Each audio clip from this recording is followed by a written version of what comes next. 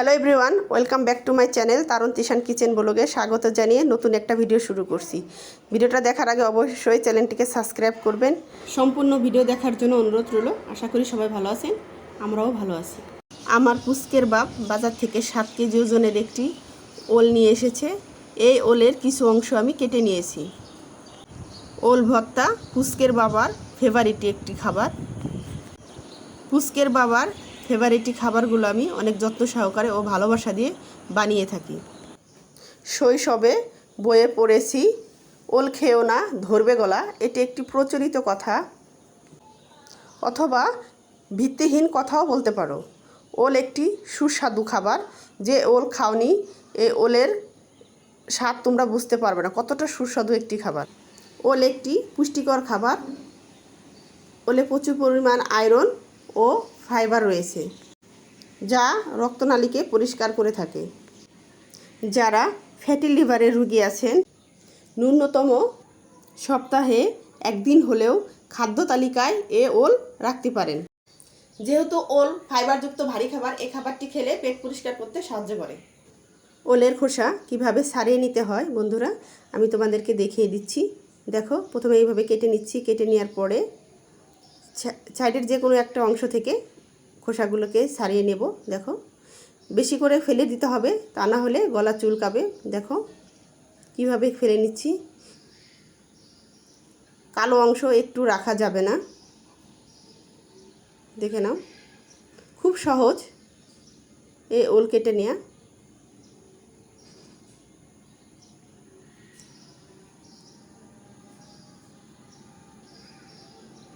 দেখো, আমার প্রায় কেটে নেওয়া হয়ে যাচ্ছে। আমি কিন্তু একটু অংশ রাখিনি, কালো অংশ। দেখো, সাইডের যে কেটে নিয়েছিলাম ওই অংশগুলো ফেলে দিয়েছি। একদম কেটে নেওয়া হয়ে গেছে বন্ধুরা। এখন আমি আমার মন মতো ছোটো করে বা বড়ো করে কেটে নিচ্ছি। তোমরা তোমাদের প্রয়োজন অনুযায়ী কেটে নেবে। দেখো, আলুর মতো এই যে কেটে নিচ্ছি। খুব সহজ কেটে নেওয়া। টুকরো টুকরো করে কেটে নিয়েছি। আমি আস্তে আস্তে সম্পূর্ণ ওল কেটে নিচ্ছি বন্ধুরা, আপনারা দেখতে থাকেন। দেখেন কতটা সুন্দর আর ইউনিক এই ওল। যারা কখনো ওল খাননি, এর স্বাদ তারা বুঝতে পারবেন না কতটা সুস্বাদু এই ওল। আপনারা চাইলে যে কোনো মাছ বা মাংসের সাথে রান্না করে খেতে পারেন। আমি আজ শুধু ভর্তা রেসিপিটা করব। আমার পুচকের বাবা ওল ভর্তা খেতে অনেক পছন্দ করে। দেখো বন্ধুরা, প্রায় কেটে নিয়ে আমার শেষের দিকে সম্পূর্ণ ওল কেটে নেওয়া হয়ে গেছে। কাটা ওলগুলোকে প্লেটের মধ্যে সাজিয়ে নিয়েছি। ফিরে আসছি ধুয়ে নেওয়ার পর। ফিরে এলাম ওলগুলোকে ধুয়ে নেওয়ার পর। সরাসরি একটা কড়াইয়ের মধ্যে বসিয়ে দিয়েছি ওলগুলো সিদ্ধর জন্য। দিয়ে দিচ্ছি পর্যাপ্ত পরিমাণ পানি। দেখো, এটা প্রচুর পরিমাণ পানি লাগে সেদ্ধর জন্য। সেদ্ধ হতে অনেক সময় লাগে। দেখো, টকবক করে ফুটছে। তোমরা চাইলে একটা ঢাকনার সাহায্যে ঢেকে নিয়েও সেদ্ধ করে নিতে পারো। আবার দিয়ে দিচ্ছি সামান্য পরিমাণ লবণ, সেদ্ধটা দ্রুত হওয়ার জন্য। লবণ দিলে অনেক দ্রুত সেদ্ধ হয়ে যায়। দিয়ে দিচ্ছি সামান্য পরিমাণ হলুদ গুঁড়ো। বেশি দেওয়া যাবে না, বেশি দিলে গন্ধ লাগবে। হলুদটা দিয়েছি কালারিংয়ের জন্য, কালারটা সুন্দর আসবে এর জন্য। তোমরা চাইলে দিতেও পারো, না চাইলে নাও দিতে পারো, তোমাদের ইচ্ছা।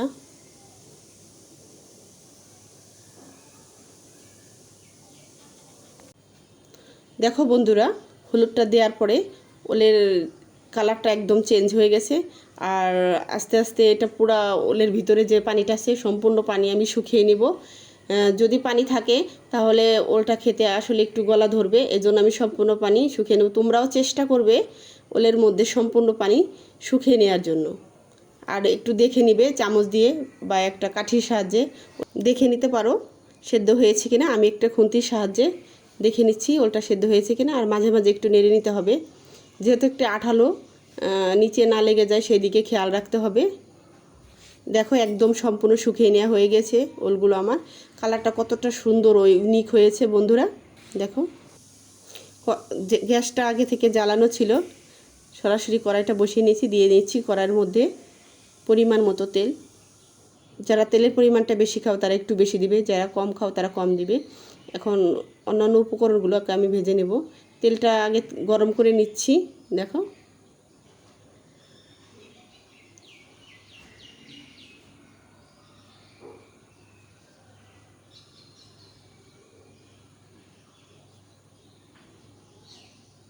তেলটা গরম হয়েছে, দিয়ে দিচ্ছি কিছু শুকনো মরিচ বা শুকনো লঙ্কা, যে যেটা বলো না কেন। এটাকে সুন্দর করে ভেজে নিতে হবে।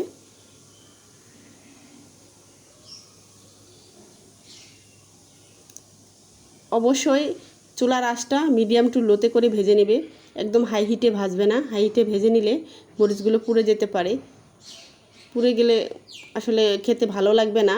এজন্য আমি অল্প আঁচে ভেজে নিচ্ছি। এখন মরিচগুলোকে আমি একটা পাত্রের মধ্যে তুলে নিচ্ছি। আমি আজ শিলনোড়ার মধ্যে বাটবো না, একটা পিসনির মধ্যে বাটবো, সেজন্য একটা পিসনির মধ্যে তুলে নিয়েছি। এখন দিয়ে দিব এক মুঠখানি রসুন, আস্ত রসুন দিয়েছি। তোমরা চাইলে রসুনগুলোকে কুচিয়ে নিতে পারো। এই রসুনটাকেও আমি হালকা ব্রাউন কালার করে ভেজে নেব। মাঝে মাঝে নেড়ে নিতে হবে, না হলে পুড়ে যাওয়ার সম্ভাবনা থাকবে।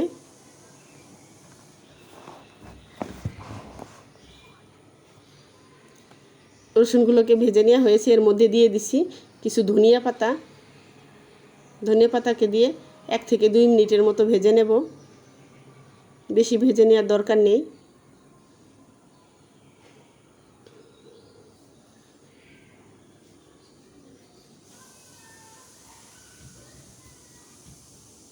ভেজে নেওয়া হয়ে গেছে বন্ধুরা রসুন আর ধনিয়া পাতা। এখন এগুলোকে আমি একটা পাত্রের মধ্যে তুলে নিচ্ছি।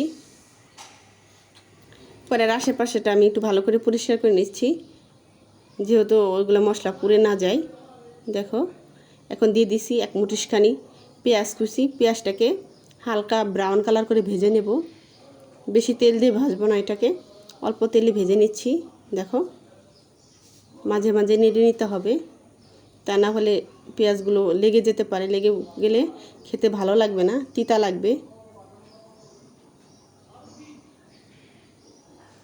পেঁয়াজটা প্রায় ভাজার শেষের দিকে। দেখো বন্ধুরা আমি কতটা হালকা ব্রাউন কালার করে ভেজে নিয়েছি।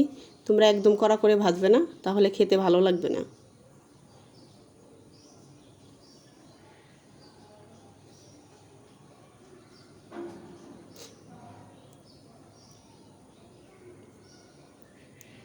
পেঁয়াজগুলোকে ভেজে নিয়েছি, এখন চলে যাচ্ছি সরাসরি ভর্তার প্রসেসিংয়ের জন্য।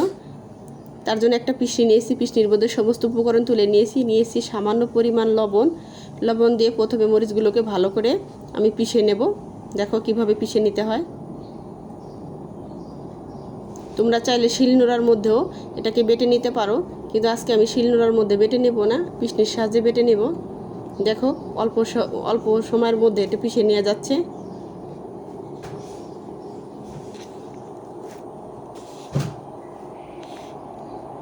এখন সমস্ত উপকরণগুলোকে আমি একসাথে ভালো করে পিষে নিচ্ছি। লবণের পরিমাণটা তোমরা স্বাদ অনুযায়ী দিয়ে নেবে, যে যেমন লবণ খেতে পছন্দ করো, কম বা বেশি সেই অনুযায়ী দিয়ে নেবে। আমি আমার প্রয়োজন মতো দিয়ে নিয়েছি লবণ। চেষ্টা করবেন সুন্দর করে পিষে নেওয়ার জন্য, এটা যতটা ফিনিশিং হবে খেতে ততটা সুস্বাদু হবে। কিন্তু শিলনোড়ায় বাটলে যতটা ফিনিশিং হয়, এই পিষনিতে বাটলে ততটা ফিনিশিং হয় না, একটু দানা দানা থাকে, কিন্তু খেতে দারুণ লাগে।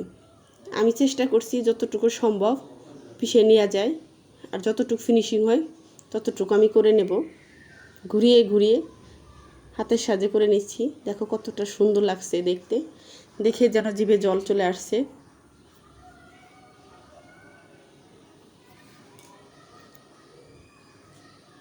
এখন দিয়ে নিব সেদ্ধ করে রাখা ওলগুলো। দেখো কতটা সুন্দর ও লোভনীয় লাগছে। তোমরা চাইলে হাতের সাহায্যেও মাখিয়ে নিতে পারতে ওলগুলো, কিন্তু আমি হাতের সাহায্যে মাখিয়ে নিইনি, আমি পিসনির সাহায্যে মাখিয়ে নিচ্ছি বা বেটে নিচ্ছি। একদম মোমের মতো গলে গেছে। অনেকে বলে ওল সেদ্ধ হয় না, এজন্য খেতে চায় না, কিন্তু অনেক সুন্দর করে সেদ্ধ করে নিলে খেতে দারুণ লাগে। ধনিয়া পাতা ভর্তার স্বাদকে দ্বিগুণ বাড়িয়ে দিয়ে দেয়। আপনারা চাইলে দিতেও পারেন, নাও দিতে পারেন। আমার পুচকের বাপ ধনিয়া পাতা দিলে খেতে অনেক পছন্দ করে, তাই আমি ধনিয়া পাতা দিয়ে নিয়েছি। এর মধ্যে এখন দিয়ে নিচ্ছি ভেজে রাখা পেঁয়াজগুলো লাস্টের দিকে দিয়ে নেব, তাহলে খেতে আরও দুর্দান্ত স্বাদ লাগবে বন্ধুরা।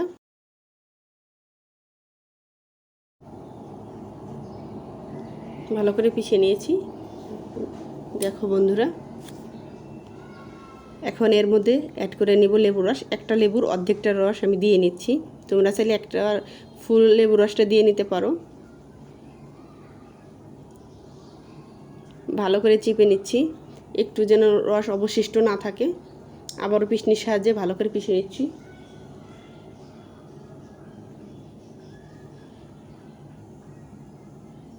মাখানো যতটা ভালো হবে খেতে ততটা স্বাদ লাগবে।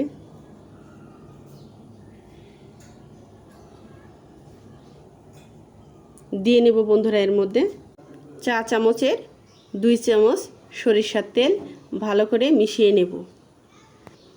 আপনারা আপনাদের প্রয়োজন মতো দিয়ে নেবেন, কম বা বেশি করে, যে যেমন খেতে চান সেই অনুযায়ী দিয়ে নেবেন। আমি আমার প্রয়োজন মতো দিয়ে নিয়েছি। সমস্ত উপকরণগুলোকে একসাথে ভালো করে মিশিয়ে নিতে হবে। যতটা মাখানো ভালো হবে রেসিপিটা খেতে ততটা সুস্বাদু হবে। সমস্ত উপকরণ আমি মিশিয়ে নিয়েছি। কোনো কিছু কমতি ঘাটতি আছে কিনা আমি একটু টেস্ট করে নেব। টেস্ট করে নেওয়ার পর দেখলাম ভর্তার মধ্যে লবণ কম হয়েছে। লবণের পরিমাণ কম হওয়ার কারণে এখানে আমি দিয়ে নিচ্ছি সামান্য পরিমাণ লবণ। আপনারা লবণের পরিমাণটা দেখে নেবেন, কম হলে দিয়ে নেবেন। আর অন্য সব উপকরণ আমার ঠিকঠাক আছে। যদি অন্য সব উপকরণ আমার কম হতো সেগুলো আমি দিয়ে নিতাম। টেস্ট করার পর দেখে নিলাম অন্য সব উপকরণ ঠিক আছে, সেজন্য আর অন্য সব উপকরণ আমার দিতে হবে না। সমস্ত উপকরণ একসাথে আবারও ভালো করে মিশিয়ে নিচ্ছি। মিশানো যতটা ভালো হবে খেতে ততটা দুর্দান্ত স্বাদ হবে। আবারও একটু দেখে নিচ্ছি স্বাদটা কেমন হয়েছে, একদম ঠিকঠাক আছে।